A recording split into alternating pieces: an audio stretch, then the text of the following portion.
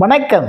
இன்பமே சூழ்க, எல்லோரும் வாழ்க என எல்லா வல்ல இறைவனை வேண்டி இன்றைய உங்கள் சிந்தனையில் கை தொலைபேசியின் பயன்பாடு குறித்து ஒரு சில சிந்தனை வரிகள்.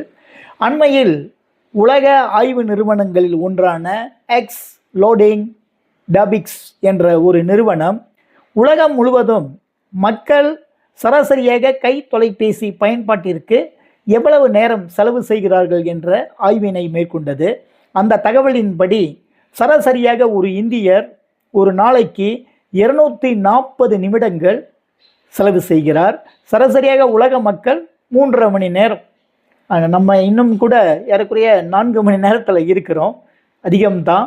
ஆனால் நாடுகள் வாரியாக பார்க்கும்போது ஒன்றாவதாக பிலிப்பைன்ஸ் நாட்டு மக்கள் ஒரு நாளைக்கு சராசரி 5 மணி நேரம் 45 நிமிடமும், இரண்டாவது நிலையிலே தாய்லாந்து மக்கள் ஒரு நாளைக்கு 5 மணி நேரம் 30 நிமிடமும், மூன்றாவது பிரேசிலும், இந்த வரிசையில் இந்தியா 17வது இடத்திலும் இருக்கிறது.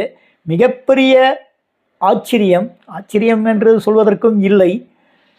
ஆக கடைசியாக பட்டியலில் இருப்பவர்கள் யார் என்று கேட்டால் ஜப்பானியர்கள் தான். ஜப்பான் நாட்டு மக்கள் ஒரு நாளைக்கு சராசரி கை தொலைபேசியை பார்ப்பதற்கு 1 மணி நேரம் 30 நிமிடம் மட்டுமே செலவு செய்கிறார்கள். உழைப்பிற்கும் நாட்டின் வளப்பிற்கும் பாடுபடும் ஜப்பானியர்கள் கடுமையான உழைப்பாளிகள். ஆக இதெல்லாம் அவர்களின் கவனம் அவ்வளவாக இல்லை போலும்.